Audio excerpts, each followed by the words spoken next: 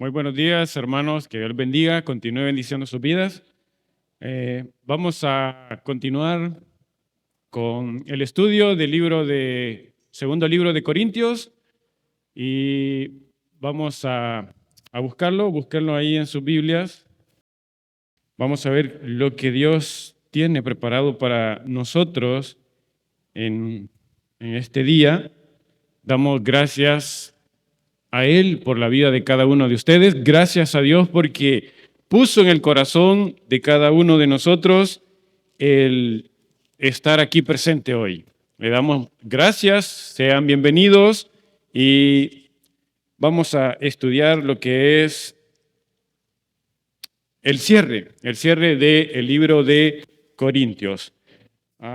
Si ya lo tienen, vamos a darle lectura al versículo 8 al 14.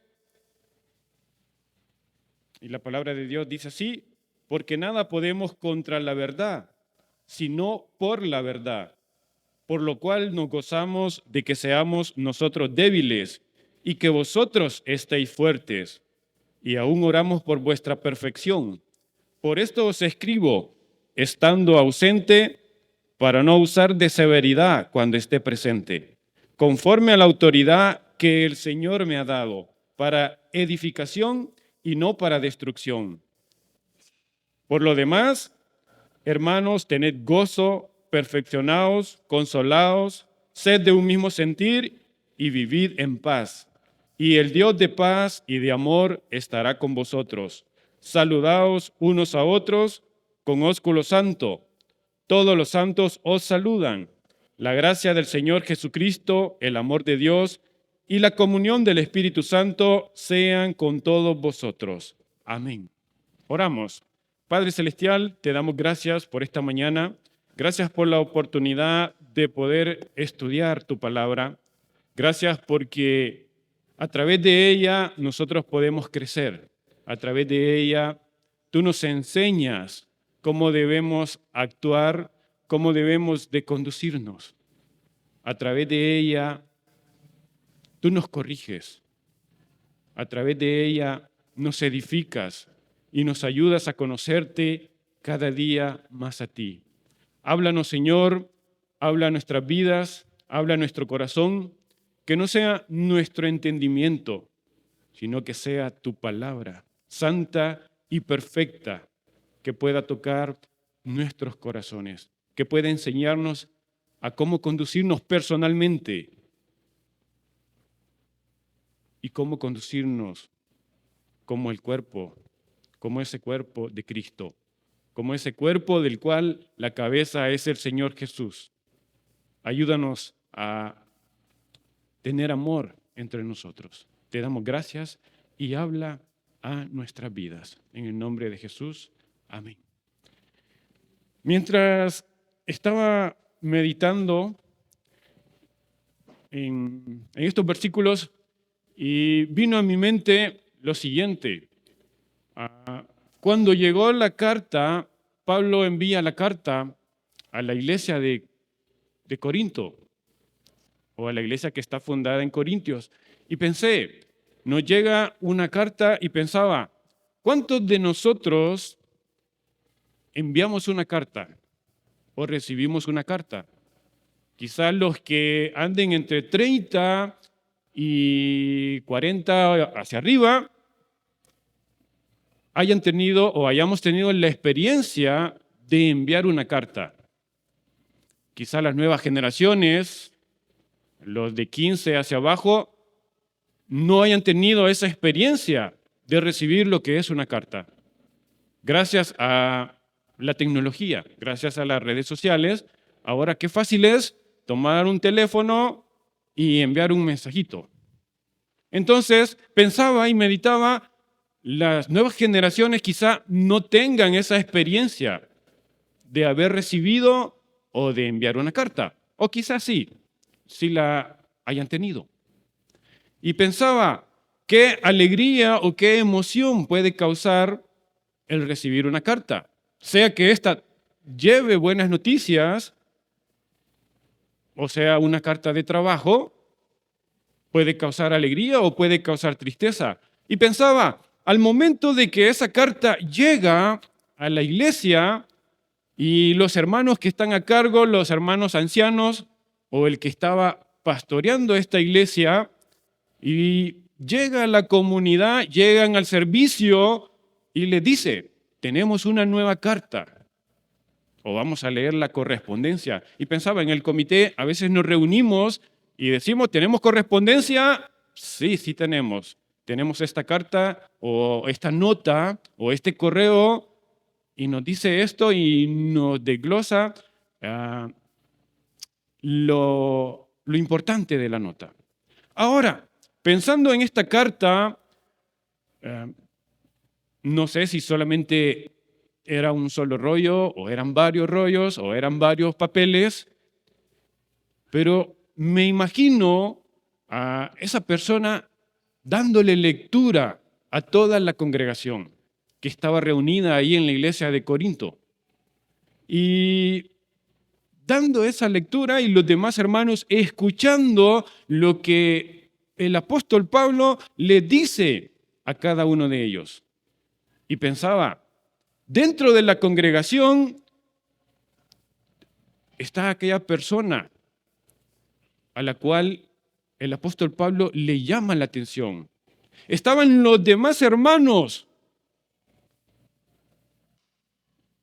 participantes de la congregación, hermanos de aquel hermano que estaba en diferentes situaciones, y la carta también hace un llamado sobre las divisiones, tomando en cuenta desde Corintios 1 hasta Corintios 2, hace el llamado a la comunión.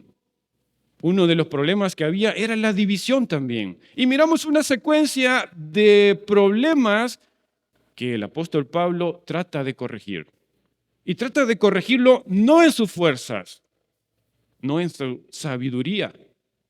Pablo dice, me hago menos a causa de la palabra de Dios, a causa de presentarle la palabra de Dios tal y como es. No es mi voluntad, no es la voluntad humana la que nos está escribiendo o les está escribiendo a la iglesia de Corintios. Ya miramos que es una carta correctiva y ya hemos visto también cuál es la forma correcta de corregir, o por lo menos lo estamos aprendiendo. Corrección en amor, conforme a la palabra. Y miramos el objetivo del apóstol Pablo. El objetivo no es destruir a aquel hermano que ha fallado, o que ha cometido un error, o que está cometiendo un pecado. El objetivo es restaurarle. Pero ya miramos en el estudio de ayer, también hay severidad. Hay seriedad al momento de esa corrección. Y Pablo dice, lo hago mediante una carta, porque no quiero ser tan severo. Y ayer mirábamos que ese poder que actúa o actuaba en Pablo tenía el poder para terminar con la vida de aquellos que atentaban en contra de la verdad. Y miramos que Pablo está fundamentado en lo que es la verdad. Y eso nos lleva a estudiar lo que es el versículo 8, que nos dice, porque nada podemos contra la verdad, sino por la verdad. ¿Podemos actuar nosotros en contra de una verdad? Podemos actuar, pero la pregunta es, ¿podemos ocultar una verdad? Y quiero que pensemos en ese versículo de Juan 14:6, muy conocido por todos, muy conocido por los niños. ¿Qué nos dice Juan 14:6? Nos dice, ¿quién es la verdad? Y nos dice, ¿qué es la verdad? Ahí en Juan 14:6 nos dice, Jesús les dijo, yo soy el camino y la verdad y la vida. Nadie viene al Padre, sino por mí. ¿Quién es la verdad? El Señor Jesucristo es la verdad. ¿Y cuál es la verdad? En este versículo nos dice, la verdad es que nadie puede ir al Padre si no es a través del Señor Jesucristo. Y eso va para nosotros hoy. Si hay alguien acá que se siente bien viniendo a la iglesia, que se siente bien sentándose ahí, me gusta ir y escuchar los cantos. Me gusta porque nos tratan bien, nos saludan cuando vamos. Pero si usted no está en la verdad,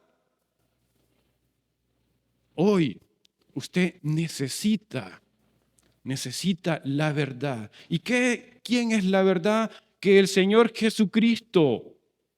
Él es la verdad. Que Él murió, que resucitó. ¿Para qué? Para perdonar sus pecados. Los pecados de los que depositan la fe en Él. Usted y yo necesitábamos ser limpios de nuestros pecados. Usted y yo necesitábamos una forma para poder ser limpios. Necesitábamos una forma para ser salvos. Y esta es la verdad. El que cree en el Hijo tiene la vida. El que no cree en el Hijo ya ha sido condenado. ¿Cuál es la condenación? Condenación es que no creamos en el Hijo. Y esa es la verdad, que usted y yo debemos de creer en el Señor Jesucristo, que Él murió, que Él se entregó por voluntad propia. Se entregó en la muerte y muerte de cruz. ¿Para qué? Para cargar con los pecados de todos nosotros. O mejor dicho, para cargar con los pecados de aquel que creen que Él cargó con esos pecados. Y que murió, pero que resucitó al tercer día.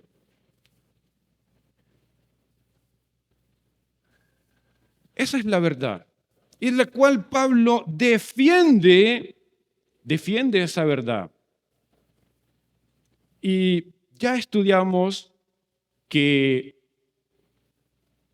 habían falsos maestros y que decían, Pablo es una persona débil. ¿Acaso era débil Pablo? No, no era débil. No había debilidad en él.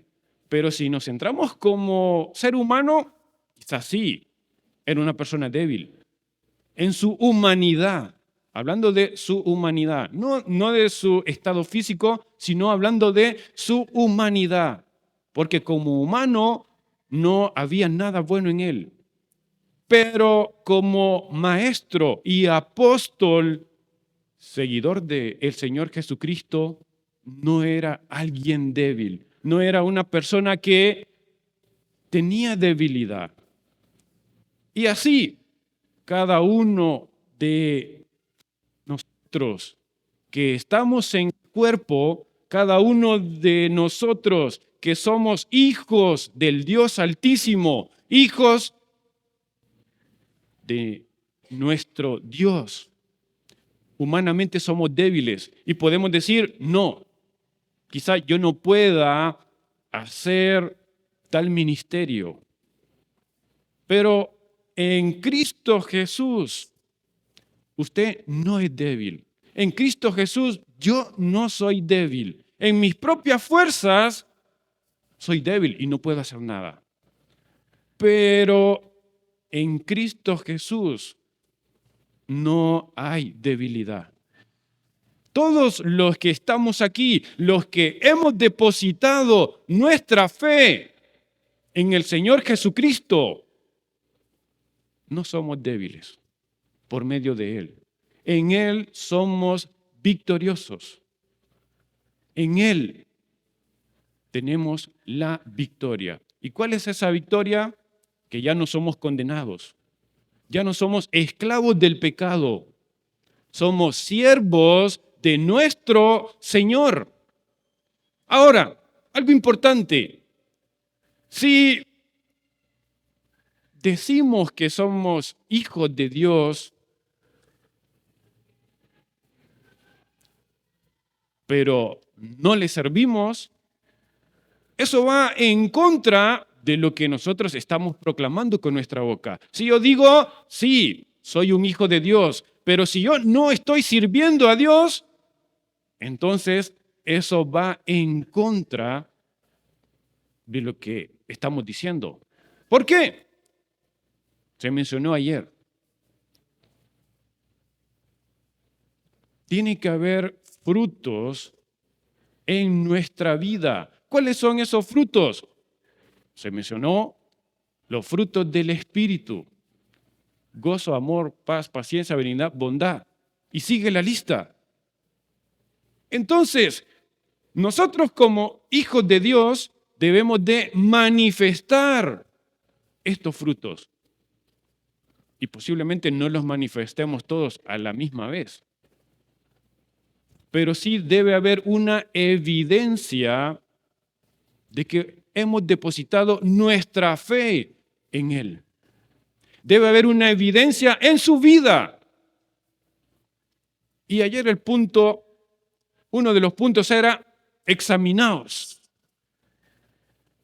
Otra palabra puede ser estúdiense o estudiémonos. ¿Cómo ando delante de Dios? Y la pregunta es, ¿verdaderamente soy un hijo de Dios?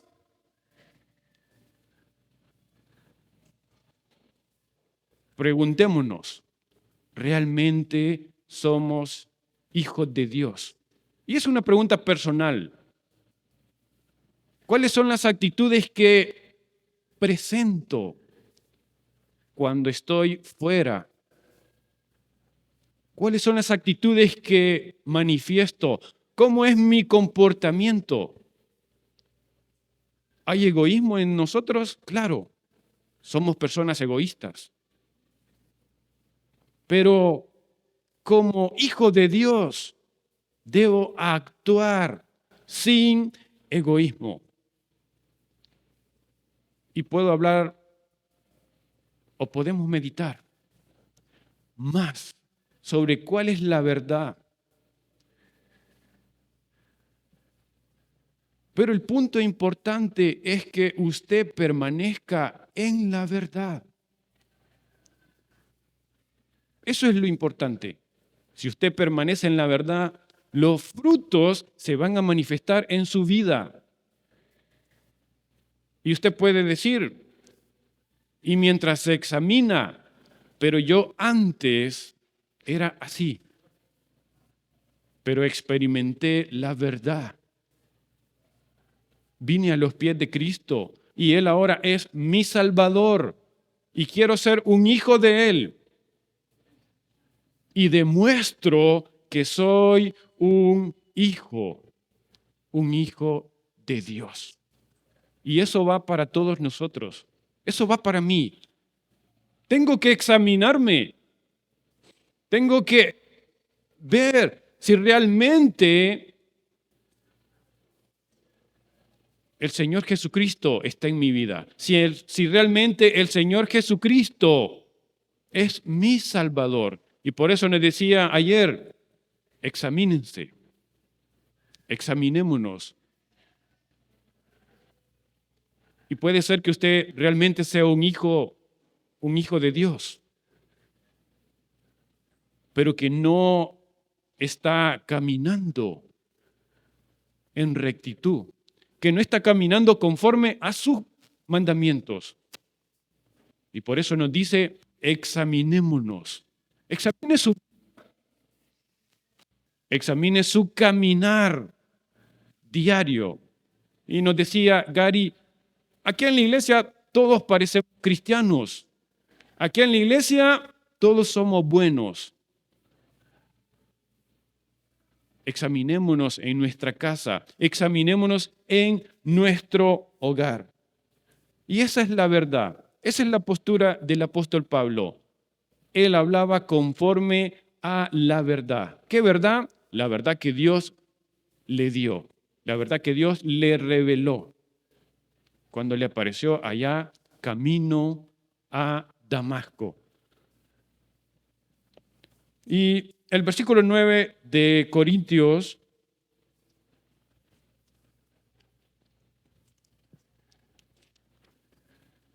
nos dice, por lo cual nos gozamos de que seamos nosotros débiles y que vosotros estéis fuertes. Y aún oramos por vuestra perfección. ¿Cuál debe ser nuestro camino? Una vez que estamos en Cristo Jesús, nosotros debemos de esforzarnos para buscar la perfección. Pablo ya lo dijo, no que yo lo haya alcanzado, pero prosigo al blanco, al supremo llamamiento. Cada día nosotros debemos de esforzarnos como hijos de aquel que nos llamó, como hijos de aquel que llamó a su vida. Un día Él tocó su corazón y ese debe ser nuestro anhelo día con día. Debemos esforzarnos por la perfección. Y estamos conscientes de que en esta vida no la vamos a alcanzar.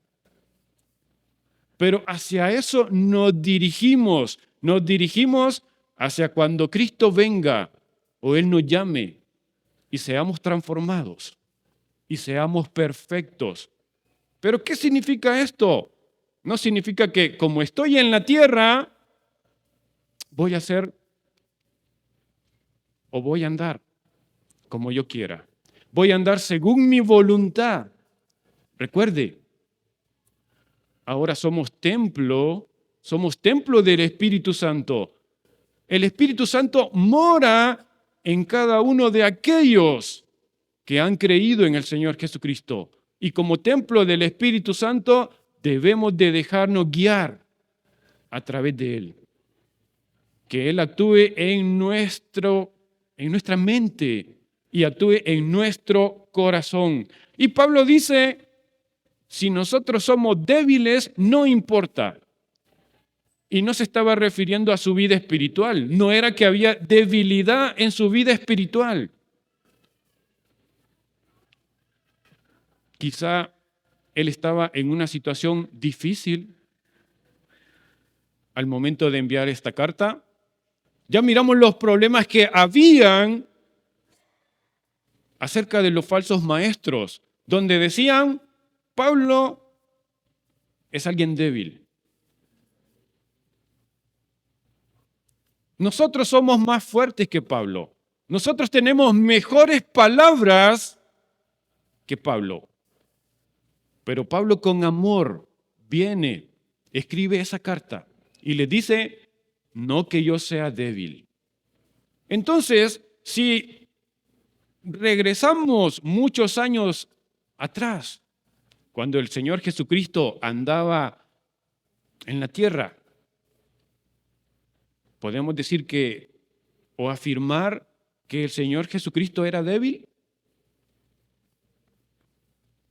No, no había debilidad en Él. No había ninguna gota de debilidad en el ser de Cristo. Pero pudieron pensar sus discípulos o la gente que lo rodeaba, si Él es el Salvador, si Él es el Mesías prometido, ¿cómo pueden perseguirle para matarle? ¿Cómo pueden arrestarle? ¿Cómo pueden acusarle? ¿Y cómo pueden crucificarle? Pero eso era dentro de los planes del Señor, dentro de los planes de Dios. Estaba que Él se humillara, que Él se entregara, no por debilidad. Y Pablo entendió muy bien esto. Pablo entregó su vida o fue llamado para entregar su vida al servicio. ¿Al servicio de quién? De aquel que le llamó. Y aquel que llamó a Pablo es el mismo que ha llamado a usted. Es el mismo que ha llamado a cada uno de nosotros. Y si aún no le ha llamado, Él está llamando. Él está dando la oportunidad. Él le está llamando en este momento. ¿Cómo le está hablando? A través de su palabra. Usted debe comprender que necesita de Él, necesita del Señor Jesús para ser salvo. El mismo que llamó a Pablo es el mismo que ha llamado a cada uno de nosotros. Y dice Pablo, me alegro de que ustedes se perfeccionen. ¿Cuál debe ser nuestra actitud cuando un hermano ha crecido espiritualmente? Debemos alegrarnos, debemos gozarnos. Y nos decían los pastores, ¿cuál es la forma de cuidarlos? ¿Cuál es la preocupación de ellos? Que cada una de las ovejas pueda crecer. ¿Crecer para qué? Para ser mejores, para ser perfectos, o por lo menos caminar hacia la perfección. ¿Cómo podemos caminar hacia la perfección? Creciendo en la sabiduría, creciendo en el temor al Señor, creciendo en la oración. Por eso es importante que estemos constantes en la oración. Y por eso la Iglesia Centroamericana Vida Abundante está luchando para orar todos los días, para orar en cada momento, para orar en medio del culto, para orar en nuestras casas. Es la única manera en la cual nosotros podemos crecer, cuando nosotros tenemos comunión con nuestro Dios. Y también cuando tenemos comunión con nuestros hermanos.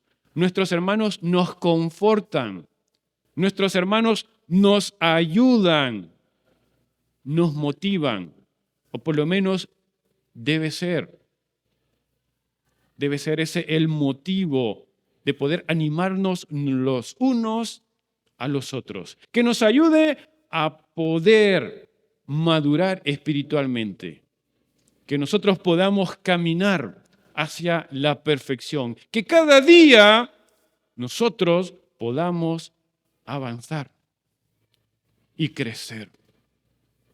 No quedarnos estancados, no quedarnos ahí.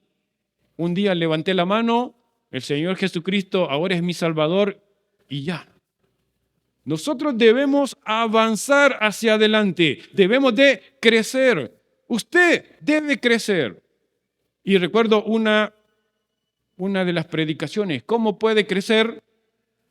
Usted crece más cuando usted está sirviendo al Señor Jesucristo. Ahí donde hay mayor crecimiento, cuando usted dedica su vida a su servicio. Cuando usted sirve a Dios, usted está creciendo. Cuando usted lee la Biblia, usted está creciendo. Cuando usted ora y toma ese tiempo, usted está creciendo. Si usted no está orando, hay diferentes grupos en los cuales usted puede unirse para orar. Versículo 10. Por esto os escribo estando ausente, para no usar de severidad cuando esté presente, conforme a la autoridad que el Señor me ha dado, para la edificación y no para la destrucción. El objetivo de Pablo no era destruir al hermano. El objetivo de Pablo es la edificación. Y cuando los hermanos que nos están enseñando, no lo hacen para destruir. No lo hacen con el fin de vamos a destruir a tal hermano o vamos a destruir a los hermanos. Se hace para edificar la vida espiritual de cada uno de nosotros.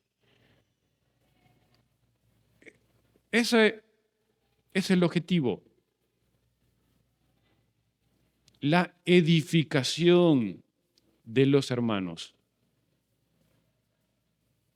La construcción de una vida espiritual. La edificación de una vida. Ahora, ¿en dónde debe estar edificada esa vida? Debe estar sobre la roca, la cual es Cristo. Si su vida espiritual está edificada sobre Él, nada ni nadie va a destruir esa edificación. No habrá nada que pueda destruir. Entonces, el objetivo de Pablo cuando escribe esta carta es edificar a los hermanos, corregir a aquel que está fallando, aquel hermano que ha cometido pecado. El objetivo es la edificación de la vida espiritual de los hermanos y de la vida espiritual como iglesia. Y ese es el objetivo, que todos nosotros podamos disfrutar la comunión como iglesia. Individualmente, que usted pueda crecer. Individualmente, que usted pueda ser edificado en la verdad. Edificado en la palabra de Dios. Y luego tenemos la conclusión de la carta. Tenemos el final con el cual Pablo se despide. Y tenemos ahí una serie de recomendaciones del apóstol Pablo en la cual nosotros podemos disfrutar, podemos tener comunión como iglesia, como el cuerpo de Cristo. Nos dice el versículo 11, por lo demás, hermanos, tened gozo, perfeccionaos, consolaos, sed de un mismo sentir, vivid en paz, y el Dios de paz y de amor estará con vosotros. Tenemos ahí 5 recomendaciones que el apóstol Pablo hace a la iglesia. 5 recomendaciones que hoy Dios nos hace como iglesia. Número 1, tened gozo. ¿Estamos gozosos, hermano? ¿Hay gozo en nuestra vida? ¿Hay gozo en nuestro corazón? Debe haber gozo. ¿Quién produce ese gozo? Solamente Cristo Jesús. He escuchado varios testimonios de personas que están al final de su vida con una enfermedad, experimentando dolor. Pero que esas personas, con su palabra, con las palabras que expresan, con lo que expresa su rostro, expresan gozo. Aún en medio del dolor, aún en medio de la dificultad. Y nosotros que estamos aquí hoy, expresemos gozo. Número 3, perfeccionaos. No es si yo quiero, me voy a perfeccionar. Si yo quiero, voy a luchar por ser mejor. Él nos dice, o Dios nos dice a través de esta carta, perfecciónense. Busquen el ser mejor. Busquen ser mejor cada día. Consolaos. Cuando un hermano está pasando una situación, debemos ir y apoyar. A veces hemos tenido ese problema. No nos unimos a aquel hermano que está padeciendo una situación de dificultad. Y ese es un llamado. Debemos de consolarnos los unos a los otros. Sed de un mismo sentir. Uno de los problemas que habían en la iglesia era la división. No puede haber división en el cuerpo de Cristo. Debemos ser de un mismo sentir. Y vivir en paz. Debemos de procurar. Siempre que dependa de nosotros, debemos de vivir en paz. Y el Dios de paz, de amor, estará con vosotros. Con cada uno de nosotros, Él estará. Versículo 12, saludaos los unos con ósculo santo. Ahora podemos decir,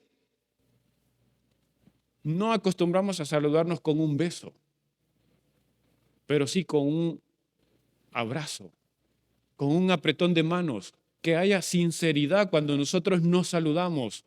O a veces hay hermanos que no se saludan. Quizás no podamos saludar a todos porque algunos salen más rápido, pero el llamado es que nos saludemos de la manera más fraternal, de la manera más sana posible. Entonces, hoy que nos saludemos, hagámoslo de esta manera, con un abrazo fuerte, con un apretón de manos, pero que sea con sinceridad. Versículo 13, todos los santos os saludan. Las demás iglesias estaban pendientes de la iglesia de Corinto. Y dice Pablo, todos los santos os saludan. La preocupación de las iglesias, los unos por los otros. Debemos de preocuparnos los unos de los demás. Y versículo 14, y finalizamos, la gracia del Señor Jesucristo, el amor de Dios y la comunión del Espíritu Santo sea con todos vosotros. Vemos claramente Dios Padre, Dios Hijo y Espíritu Santo. Por eso estamos de acuerdo y creemos en la Trinidad. Creemos en un Padre, creemos en el Hijo, el Señor Jesucristo, y creemos en el Espíritu Santo, que mora en aquellos que han creído en el Señor Jesús. Que Dios nos bendiga.